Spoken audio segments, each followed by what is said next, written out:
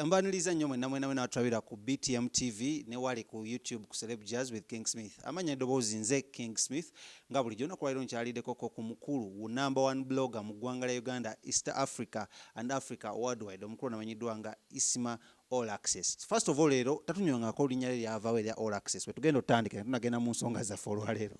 Erinnya nali nga omanyi bw'ogenda ebweru omala emyaka egi esudde n'ekitono ng'olinda okukakasa nti oli munnansi. Kati egyo emyaka ebiri oba tosobola kugenda mu banka oba tosobola kufuna nnyumba oba tosobola kufuna mulimu first hand okitegeera oba handicapped. Kati bwe bakukoonera mu stampu kati obeera olina access to bank to education to traveling okitegeera kati abonega nayinfunye all access ku buli kintu nali nkifunyeeko ki weriva ati nga bwe bwongo bwali Isima lye erya ddala kabonembera all access at Isima. Soko obuze kwakola ku BTM. Abandala ku BTM nsanyuka nnyo buli avubuka bato we bampita ate nkyesanzeemu demand ze teri bakulu bannange bampita bato be bampita neebuuza kintu kimu lwaki tebayita gwe muto munnaabwe nene wekyokuyiga kiri kimu making sure obeera n'ebintu of importance to society. That's what I do. Kale onokolwa ensonga ezitulese twaga tumenyemenyeemu mikwano gyo eja entertainment nga jayingira mu byobufuzi. Tugenda sooka n'omukulu amanyiddwa nga Jose Chameleone. Olunaku lw'eggulo yaleese abayimbi n'abalining up abayimbi bannya bazze omuwagira naye ag'omu kubo galaga mbuno bangi nnyo bataano badde bangi mulimu n'abalala batamanya abazze ate gw'otamanya abamuyimbi bwabaddewo Spice Diana Palaso Wizo ate Wizo ne Palaso basikoyalinga out n'obagatta eri n'omanya yabadde n'abayimbi be bana bebo bana n'ekitundu ne manager Roger. Manager Roger ate yadaakola kyawerekera Spice brand ye because yes I know tumbula brand. Spice omulabye mu bakasiru mu bakateyamba mu baki it's just a trend of an artist. Bamumye kadi entalo ezigenda mu maaso z'abayimbi abadde beesize omukulu amanyiddwa nga Robert Kyagulanyi Ssentamu owa Nuupu okuba mu makadi. What is your take okuba Chameleone bamumye kadi ne bagiwa Latif Ssebaggala kuba Lord Mayor? Chameleone balina mu makadi first of all Bobi Wine aludde nga nemesis oba contemporary mu music industry. Ate nga Chameleone yasinga favors mu music ne mu bantu ate amumanyi n'obukodyo bwe bonna bapikinga ku public sympathy. Wamulabye wane wabugembe ng'akaaba ago si maziga buli agende wabugembe ekyo olina okukikola oba osindi oba buli artist alina okugende wabugembe bugembe revival waabwe okiwulira ategeera pain mwe bayita kasitala banga oli mu buzibu ng'akuwa audience mu kyaki okuba naye yennyini muyimbi gy'atayinza kufuna wakayanja. So kati Chameleone akitegedde nti he misused love y'abantu gye bamuyinako simple oba yali muto oba yali ng'amanyi just famous like that ye time alivampinge Bobi Wine kye yakola akyuse bali abaliyo Nailand tugetukole bafuuka abaki abalonzi kakati awo wonna zaayiya n'agenda mu DP n'ava mu NRM n'agenda mu DP n'amachuwalingira mu people power. Mu DP yali akolayo ki bw'ogamba muno machuwali teyejidemu entry yayingira abaleeta nafuna kubugumizibwa kumala n'asala n'adda mu people power ono presumption nti bagenda muwa ki kadi naye people power wadde nga ngikulitisayizinga ate naye ina level of gyetwala okuscrutinizinga abaki abantu njagadde nnyawo Bobi Wine abalazi oba komiti ye yawula fame ku politics teyina bikola ki we bikwataganira. Chameleone can fill up Rugogo kyogamba tasobola kubeera n'abalonzi basobola mulonda ku bwa meeya. Omanye abantu bayinza okuba bakwagala katolubwa abantu bamwagala mu comedy ne tebamwagala mu busawo okitegedde kati don't mistaken your fans for something else okitegedde olowooza bo tebayawula mirimu gya meya na star wali babadde bakwagala mu fame kati Chameleone wamaze okutegeera bagenda muwa kadi n'agulawo ofiisi Nyanzi yamusaba miliyoni aga ana nga bakimanyi tajja galeeta Nyanzi muganda Bobi Wine Nyanzi chairman Nyanzi omanyi yakola ku by'essente olaba Bobi Wine miliyoni emu kitundu omuyita abantu 10 okiwulira kati ku kaadi ku bwa meya bamusabaaga obwa buno bwa bumeya obutono naka wa 10 nezi 15 kyekyanyiza babajja abo bonna bali bamanyi byabwerere. Why wouldn't they do akamyufu nga NRM ke yakola? Tebalina bantu, tebalina structures. Bobi Wine will expose himself. Talina secretary general, talina structures, talina bwogamba nti oyinza okukola primaries. Okitegedde kiyise mu simple term nti oyinawo ka committee ka vetting after all abantu bakulyawo tebali wala ng'NRM. Did Latif Sebagala pay this money yogerako? Kati Latif Sebagala comes with advantage. One, emyaka 25 mu parliament. That's experience. Okiwulira connections, money. Okiwulira. Two, is owning essomero. Libamu abaana okuva mu S4 paka S6 nga abalina ku register yo database kitegeeza basobola okulonda. Aina abazadde abamukkiririzamu nga basomesezza abaana baabwe aina ba OBs okitegeera aina enneemu mu Muslim community family ye eri prominent mu Kawempe kati ezo factors webazibalansinga nezo ka miliyoni tezikola gwe tokola ki tozonza kubalansinga kuba ka miliyoni toyina dobozi lya Catholic Church oba okitegedde toyina lyaba elders ekitegeera toyina lyaba businessmen toyina experience kati Latif ne woba Bobi Wine you will go with what Latif chokola nagai Bobi Wine yagenda kuba mu kaseera akazibu anti agenda ayina okwecontradictinga yagamba eno our time generation it is our time ate na getting compromised mu DP block Atya by inviting or by accepting banono na DP block ne kati anti sewanya nera bana bato anti sewanya na muto na si badde simu ya Bobi Wine bo badde bagamba tugenda teka omuntu ku buli kifo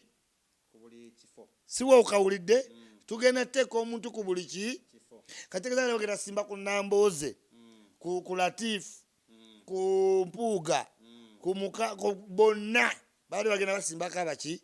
kati bo ne bajja eno kati nobera compromised nga tokyasimbyewo bavubuka abo kitegeeza abavubuka obajjeeko omukisa gw'okwesimbawo ate nga guyinza okuba gwe gubadde guba driving okuwagira kino kireka wanopo ne Bobi Wine kuraka nga wozimba kalina nejjeramu olwatika ng'ate sente za looni negwa nga ewedde weewola looni naye ng'ate kati ogirabamu olwatika olukwetaagisa okumenya ozimbe buki buto by 2021 Bobi Wine yagenda okuba ekivumo kya Uganda baaganaga batandise dda yes kambuzemu kamiliyoni nga ye omuvubuka abadde ne Bobi Wine for all this long mukwano gwe ne misisiwe nne tulabye kimulekawa mukalukanga anti katika kamiliyoni are not to make a very tough decision era kusinzira mugo mu nkubo ge bampadde kamiliyoni ategedde Bobi Wine tagenda tiimu ye kumpa ki kadi baleeta Latifu tiye now gula office kubali ntuma egenda okukola paralelo kamiliyoni ayagala kati kweza kitu kyaita people power agenda gamba bali abantu nti original tubadde mu people ki power Bobi Wine natubuzabuza naye nateekawo pata ate nga yatugamba pate ki imbi kakati kamiliyoni to stay relevant ne waba yete tayiseemu naye nga alina omugundiivu gwa people ki power kati ate people power kamiliyoni adajagala kuba naye kwabadde atambulira emyaka ameka buli muntu abadde supported obadde otambulira ku people power kumanyi g'abantu oba oli star oba oli politician okitegeera so people power also involves kati kamiliyoni yategeera nti the vacuum is Bobi Wine asuddewo people power waddenga tayagala gamba baki bantu direct kuba si buli ali mu people power nti ate member waki wanupu ekitegeeza waliwo vacuum kati kamiliyoni n'ategeera nti abaana abadisigulanto di bonna the likes of Lutamaguzi bagamu bali mu people power nenga bali mu DP abo bonna agenda basigaza bano abagenda ofairinga ekamwoca nga tebabawadde kaadi wabalabye dda baaganaga batandise dde okusensinga bavikita kaki kamenyo kati kimuyambe ateekewo omugundivu omulala nga gwe Lukwago oyina musasula omujja mukaki mu kalulu. Ate kati wemba temumuwadde kaadi aba tagenda kwesimbawo nga alina okujja nga independent aba amenya abaki amateeka. Naye kati kyayagala senga nkonvinsinga abantu nti tuddeyo ku people power origino okimanyi kiba kimukolera aba azuukidde ngaani Chameleone kubanga faction ezibadde zirwanirira mu Kampala mu Uganda Chameleone adde takyalinamu faction nga it is either silent majority oba ki people power ya Bobi Wine. Kati bebe kuli akyalina silent ki kati bebe no people power ate slogan egenze ebulira mu Nuupu kati Chameleone ye time ayolewo kiri effect ya Chameleone okusigala mu byobufuzi tugipimire ku bbanga ki do we see office eyongera stinga after 2021 kizibu tejala stinga tono oyina sente ogudde abantu bagudde mu kalulu bonna okamanya akalulu expense yako abo bajja kuba babanjawo rent awo bali ntuma bajja baba babanjawo ki akalulu kanagwa bagenda zinga mu buzinzi bakole ki bamyamye. Kati bano bonna abasajja abolaba Mukaaku Abedi Bwanika abo bonna ekibategeno teeka Chameleone kiri kimu nti kibadde kibagaza Bobi Wine magnet enesika ki abantu kati wadde nga Bobi Wine yeesika nnyo tebalina doubt nti ne ya Chameleone ekyasika okitegedde beba bonna bewalabyeyo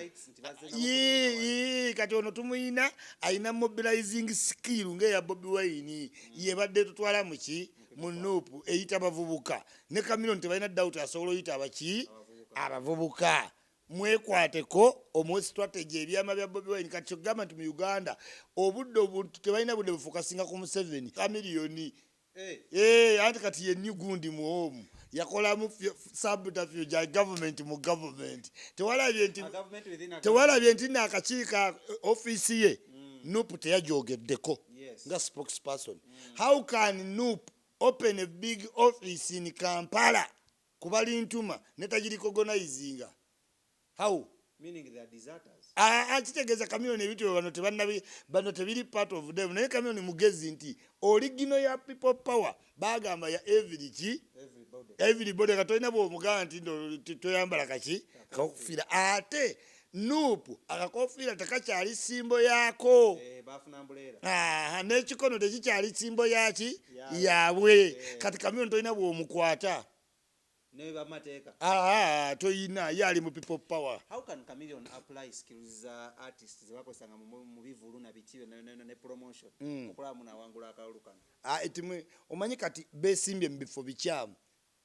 senga Chameleone agambye nti agenda kwesimba buyikwe anti Nuupu was telling Chameleone agende emitiyana nno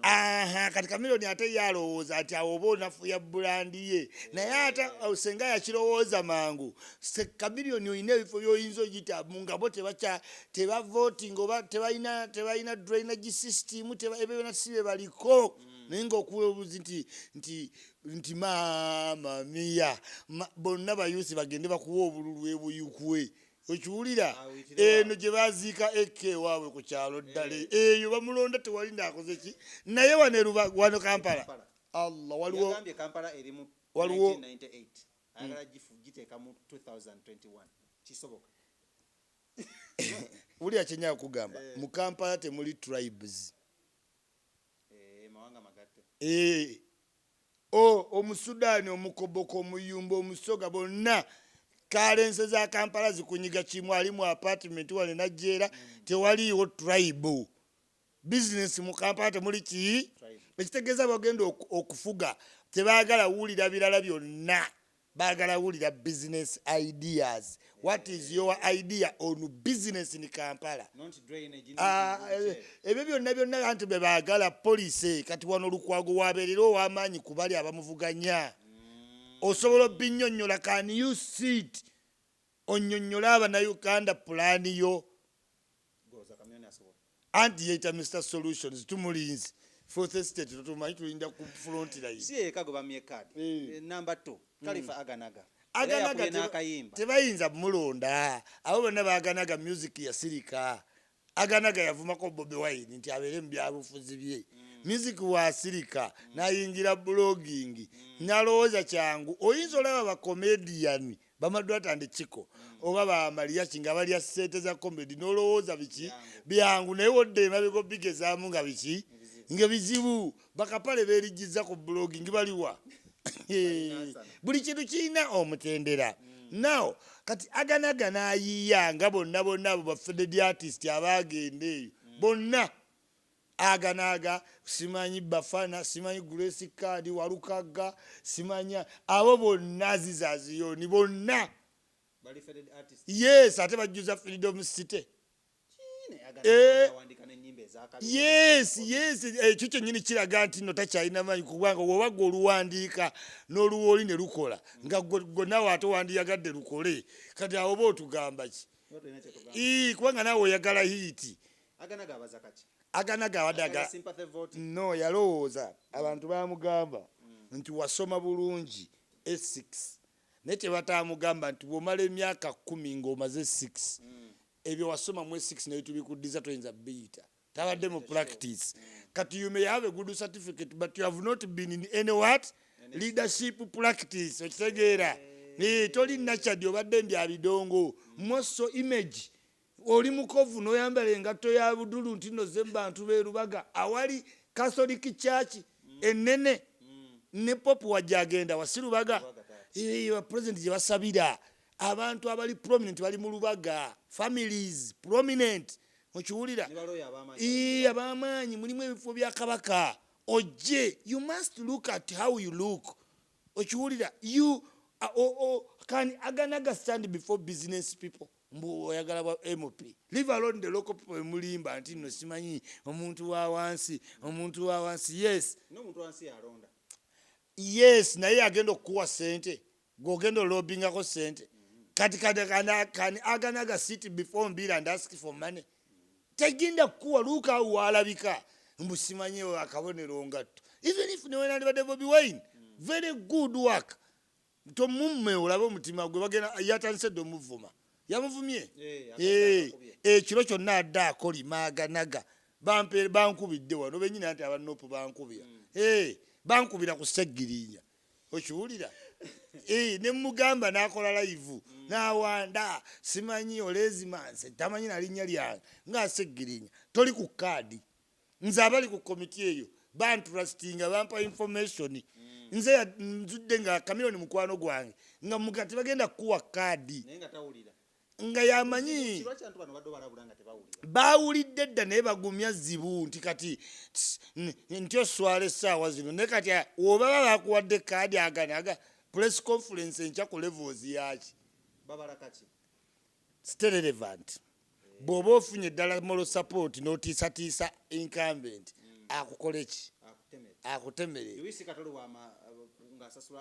ate atya akusasule nga pata gye weesibamu tekuwadde kaadi you must be strong opponent okuwa ki okuwa sente you must waba kati ng'oyo nti kati nga wayiswa ow'ejjinja wabanga avuganya balyeku nga ku ground gyali nga ne audibility gyalina ku radio yeeyo ne articulates ku different platforms ze bamuwa kati balyeku asobola okugulaani wayiswa kubanga is a real competition kakanda asobola okugulamu out ani Ssenyonyi eriyo ki how can I buy out no competition Baganaga no competition katoli wa malina milioni 8 olwakalulu is my friend lunana kati gotoweza mitwalo 5 limba siba yalugula mitwalo 25 olwa nakyuka you can't atenga otunda oluyimba lwa siba yalumuguze mitwalo 20 kati sikutegeeza how much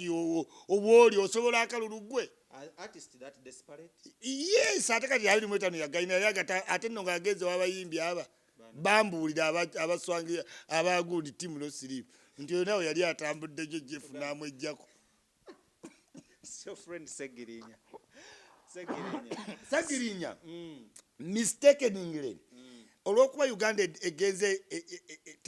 degrading ebifo babuuko LC1 LC3 ne LC5 wobuuza bannayuganda ono general perspective tebamanyi office zino mirimu gye zikola naye ng'emirimu gye zikola bo ate gye bapaatinga ku muntu omukyamu nti emirimu gya LC3 LC5 kuonalebo ate ne baonalebo olw'okutya abalonzi ne beerowalinga ne bakola emirimu gya LC3 kati kino kireese buzibu ki kikukulietingidde abantu nga Seggirinya. Yes, nti perception yowa LC3 is kuyamba mu communal connectinga n'abantu kati Seggirinya kyakola era kyekifo kyalina obwa kansala. You get to go to people here, help here, do to chi,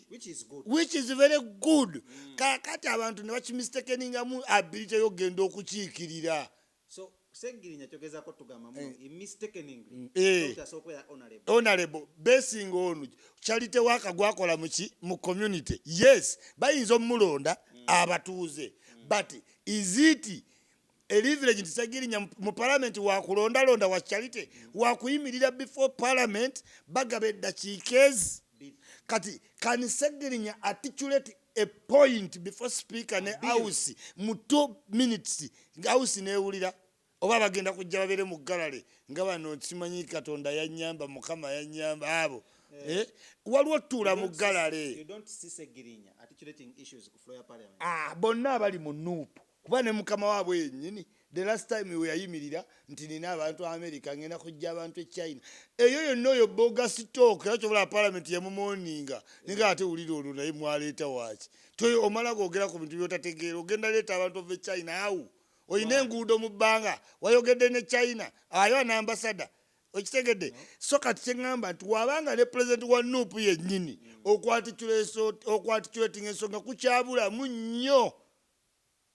okiwulira kati ate Seggirinya so Seggirinya Bobi Wine yavudde ne mu meeting nga Bobi Wine naye yennyini atuuse okompromisinga nti mu butuufu ku ground baagalaani Seggirinya but articulately Kidandala is better. Okitegeera Seggirinya would still be a political runner okuvera Kidandala yandibadde muyizi wa Kidandala si Kidandala yekka azaayiga ebintu bingi Seggirinya abadde kumpi ne Besigye ne Lukwago ne kyayiga si politics wakwatitulating nsonga akyayiga mobilizing okiwulira era bannange mobilizer bwennyini chief coordinator Seggirinya nobody else tewali asinga Seggirinya ground wako omusajja alina energy akasajja kayina energy nokalaba embale nokalaba egundi mbuduuda nokalaba mukyere ne kasitula omulema omulwadde Seggirinya has this energy kyovolaba nti ku internet obutamuwa card bugenda leetera ddala abantu abanuupu okunyiigira Bobi Wine koza ba diaspora nabo balowooza nti ability ya charity gyakolera abantu gwandisijjeko n'agenda mu parliament nenga Seggirinya ne munamutuusa mu parliament ne walatula ku ntebe za parliament agenda labika wuyo mwagaye Mukongo okiwulira baagaye Seggirinya Mukongo Eddi Mutwe yennyini ne gundi babisaasaanya ne Sauda Madada Mukongo bennyini Eddi Mutwe ne Sauda Madada nti ye Richard baagaye n'eryamu amadesiri beba bamanya nti be bakusooka nga baagala okugoba naye Seggirinya the way out is this Seggirinya you may insist kubanga politics is lack abantu bakwagala you have no what doubt naye unless kati ng'olina okulya ebigambo byo cause you will need to do one thing olina okudefyinga abanuupu n'osimiriranga independent of which bw'onookikola ojja kuba tokyayinza tugamba sweet words about Bobi Wine and Nuupu awo ojja kuba olidde biki ekibatawaanyiza baanammwe mwenna kulosinga kuva ku one end kudda ku ki another one nze isima sisalangako initially wali wachi nali nga ndi analyst era nga mbagamba era nakati mbagamba NRM yenyi tempanga ku card tera n'emikolo gyabwe njibamu nga siri mu sati za yellow nga ndi muzange nga mbagamba nti nze mpagira mu 7 muwagira naye NRM structure nene sigitegeera ndi mupya netaaga cases ki study kati mu Nuupu obuzibu mwenna abaagala okwesimba babayimbi temwewadde ku keesi gundi akola mulimu ki kansala tugenda yeyo tujja kuja olunaku osomesa abantu emirimu gino ne physical police tebagimanyi talina kyamanyi neba n'aba discussinga ku ammunition act neba n'aba discussinga ku regional balance niyo toyina kyomanyi naye oyagala kulinaanamba mbabazi tugatte abantu bano basatu nga bwe babamye kaadi so fa betumanyiko kale abali ab'amaanyi Chameleon Segirinya ne Kalifaganaga if they joined forces together do we see Nuupu having another picture already kati Nuupu eyina Nuupu block nga olaba DP block ye ya Chameleon Nuupu block bagenda kutunda support kati okitegedde paralelo bagenda fuuka paralelo batunde support buli anaabagulivudi ate mu heated campaign teri ayinza kugaana bantu. So we see the likes of Mubiru James joining the other side. Definitely. We see the likes of Segirinya joining the other side. Definitely. Era n'aganaga omulabyeyo Victor Kamenyo buli ali disgruntled already. Nabo mu mitima gyabwe bakola ki balinga mulwadde wa siriimu naye nga tayogera naye nga gwe wategedde dda nti omuwala afudde oyo. naye nga munakubuuza omuwala wadde omumanyi atuze kuziika buziisi naye nga gwe muli mu mutima okola ki gakubuguma kati baba tebali si nti tebamanyi tobola buli ayogera ali skeptical anti ngenda kukola interview Nuupu eveeyo Nuupu eyogere ejja kuvaayo bayombye bavumye Bobi Wine ebivumo abo bennyini ekiro nga meeting ziwedde. Allahu akbar kabir. Bobi Wine nze isima biri bitwaliko nga luli edda nabivaako kati ninate general view. I strongly believe nti obadde wakabi Bobi Wine mu due process okustandinga kubanga abantu abakulinanye bonna bahypocrite tebakuliko government fe twabateekawo one by one agenda vaawo nkubulidde fe tubateekawo anti mwagimumye bummi mugimumma bummi mugakale kali ku media okitegedde kati bo bakumma amaanyi kuki bonna bajja kati awo nange nze nnyini baga isima temumulaba naye beekanga nga bandabye kubaze nayitirira ebirungo ndeeta ebirungo ne bimusukkako n'andaba okitegeera kati bajjo naalubuto lunyeenya ajja funa atya ataaka kati oyo ajja kkoowa yekka. Tugende ku negative effects kino kyaffectingira wa brand Bobi Wine brand Nuupu okuma abantu balowooza muno badde mu struggle for a long time. Anti kati abo bagenda kwongezaamu ne NRM ne party endala zongezeemu nti Bobi Wine y'omu ne bali baki naye ati ke bakubisa Besigye Mmoolo mirundi ne yeesiba ku Mmoolo myaka egi nga Besigye bba amatu gano n'omuwongo omuntu ky'omufiidinga after long time atondeko kikola ki kati masinale yafe abayenale mu propagandist team yoyo beebo mwana oyo wa mutima mubi kuba batandise omwana oyo propagandist team calling these kids abasajja bano okubayita ne mubeefunza era bagenda kuguza kati ultimate kuguza force yaabwe muntu kati Museveni ye tali mu bazanyi ultimate goal kati kolawo bogi kufuna nga resistance nga Museveni wazze ku bufuzi wano nga mu north waliyo baani bakoni bakoze bogi bakoze eki baganye ng'olina coming out kuki gye bali kati bali ku seero bayitadeko akapande on sale ate mba paralelo kitegeeza either Nuupu mulina bako coating okwana mubazze nga olaba balebo MP baki ba Museveni kati Museveni alina bakotinga wabeetaagira okitegeera kubanga n'aba DP block abajja mu Nuupu senior DP person Kawanga Semwogerera ali mu kwogera nabo bakomewo yes He's trying to quote them back. Yes, Bakwana. yes, kubanga impact DP agimanyi. Abo bonna ba MP, buli MP mu parliament party emufunako million 3 ate Museveni yazongeza kati zirina mu 5. Ziddamu pate. Omwaka.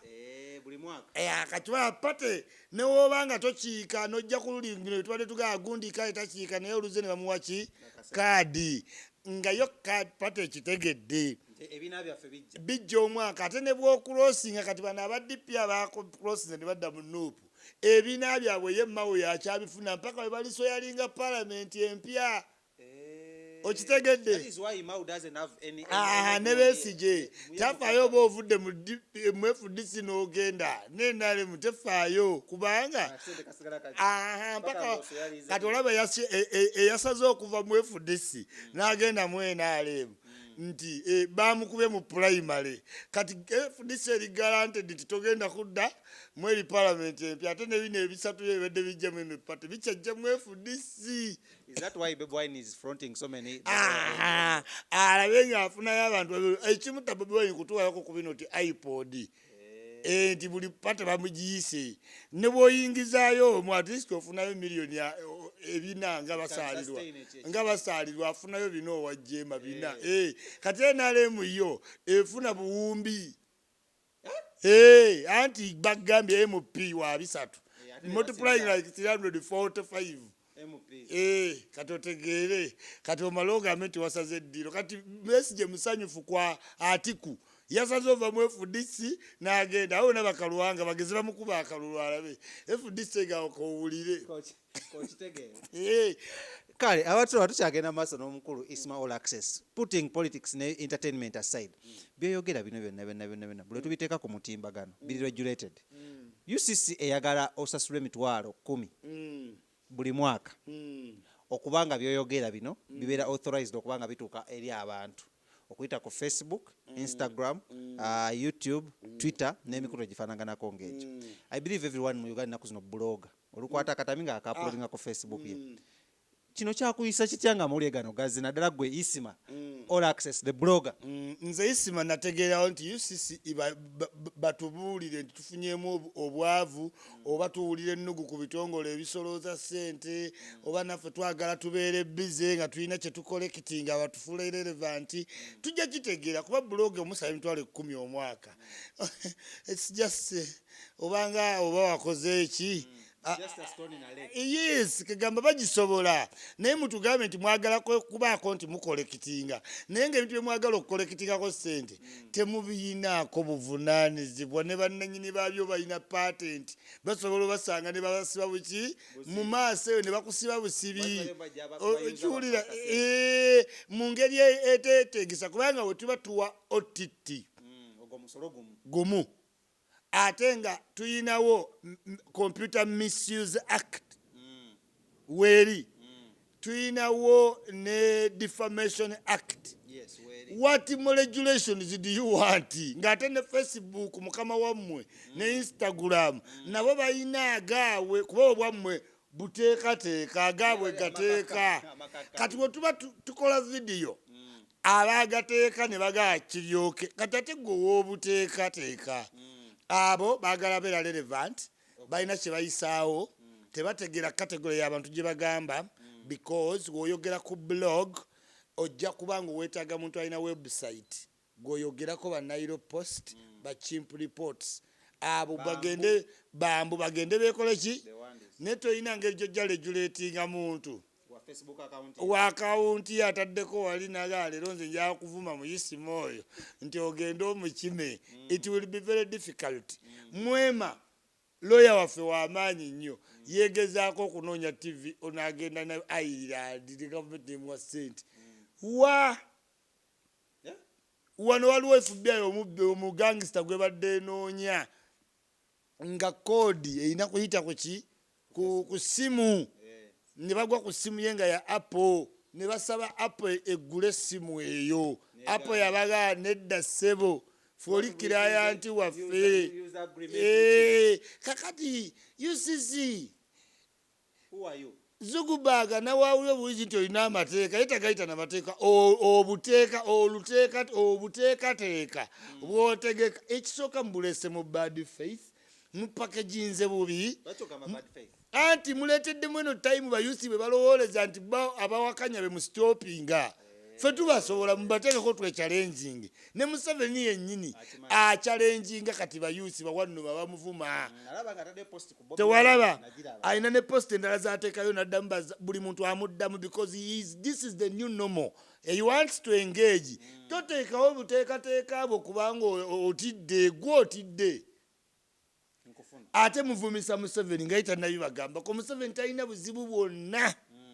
okiwulira abamanyi okuwemula kutandise ku internet bwe mwalina internet edda twalina internet nga bwala tebawemula kati internet yakuleeta omuntu omuwemuzi omuyigidde ku internet tezisobolayo tezigenda bbaawo kati waliwo just alina byayisaawo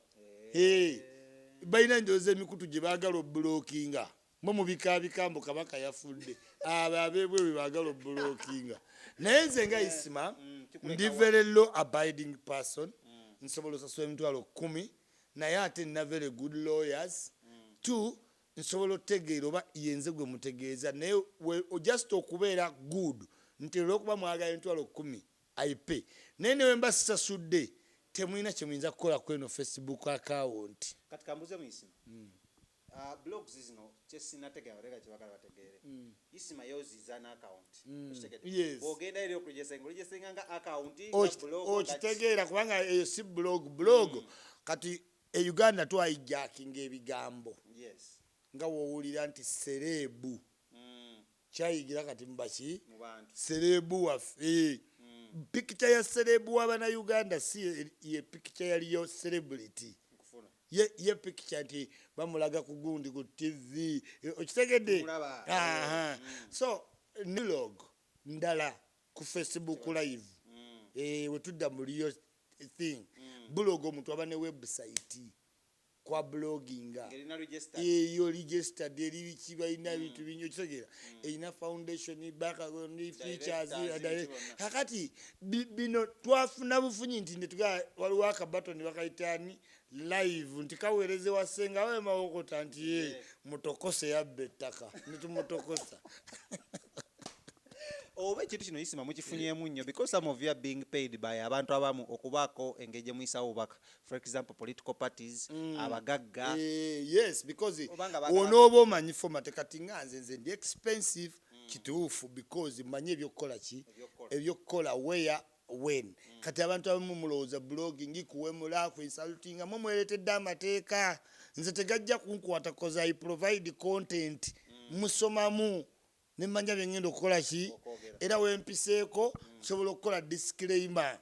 okitegeera nti wano ne wano nakoze ki so beera ready always bavubuka mbagamba hope for the best be prepared for the worst genda obe ne lawyer naye oli awo ozunga mbu oli buloga ne lawyer toyina anajja obuzza okukola ki okukolera beyiro toyina oyagala lawyer malende simanyi lukwaga ajja kukolera for free ekiwulira ekigambo blogger ekyo kireese nnyo obuzibu katwebuuzemuko if UCC was to enforce amateeka gano tukiraba kirina effect ki eri obulamu bw'abavubuka mu Uganda ne bannayuganda UCC okukyenforcinga muba mulina okukozesa emitendera gy'amaanyi egibeetaagisa n'okugendako mu meeting ne bannannyini mikutu egyo okitegeera kuba waliyo Snapchat waliyo Instagram waliwo Twitter okiwulira Facebook kati YouTube ate yo togiinako wadde control amateeka gatufuka gava California wemugeza ne muyingira Facebook nga nkola live ku YouTube nayo mugisobola toyina gyogisobola. In fact I'm going to start blogging on live streams nga ziri ku YouTube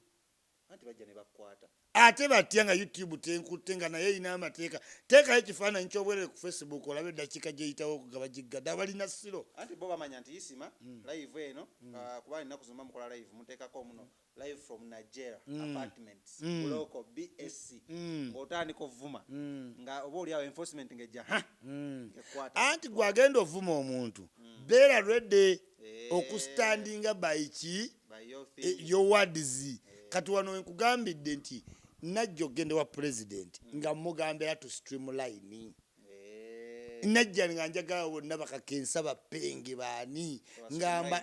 mbalage biga pikicha mbalage zino ennamba ze muyina nozigatta bugasi penge edimezaya insima litakagwa musobola government nga tuguddemu covid okiwulira nga olwedde babalaba mu blogging positively abantu babalaba era akasente ka minister of health fe twandikakoze eki individual ati government eri kulowoozaako newoba olowooza olina amaanyi obeera nsiriŋŋanyi as a group babawulira kyobola wakati abaana bakubya omudomo blogging bamukoze eki bamuwulidde naye ate penge wabeereddewo ne mezaya ne kakensa basatu oba ne litakagwa bana nga bamaanyi naye nga tekimuvinga ki gavumenti. Do you get my point? Nti newoba w'amaanyi ng'oli omu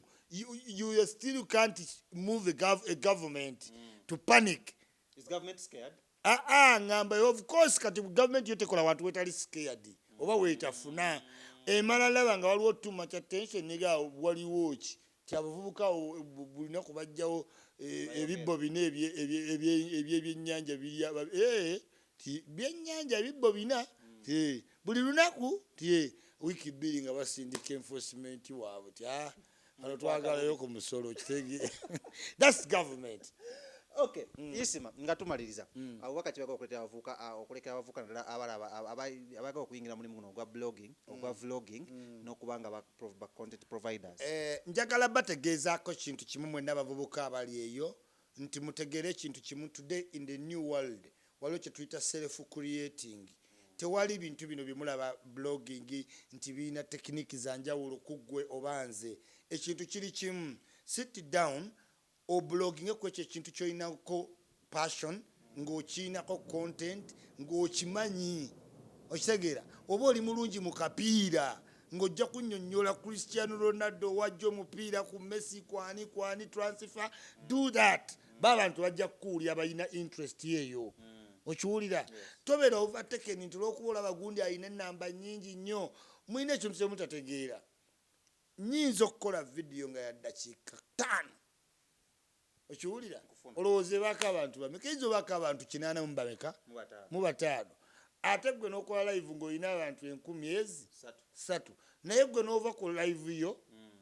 ng'abantu abagirabye mutwalo gumu ne tumala hours endala 4 ng'abagirabye bali gumu 1,000 nga nze nabadde n'abantu 85 ne views katugeze 660 ne tuddamu laba mu hour nga nina views 3,000 nze naawe ani asinze video kati gwe tokitegeera waliwo video nga ogikola ne baako abantu bangi kati gyowemula naye bw'omala ogikufuna ng'okuwemula kuwedde kunze buli muntu awemula wawa muntu yeekanga n'alaba bw'ogimala kyengezaako okulaga tekula people are not watching it after and what ne kati nze nkola video omuntu n'aŋŋamba honorable speaker yaŋŋamba nti Isima video yo gye wayogera ku Zaake nagiraba emirundi 8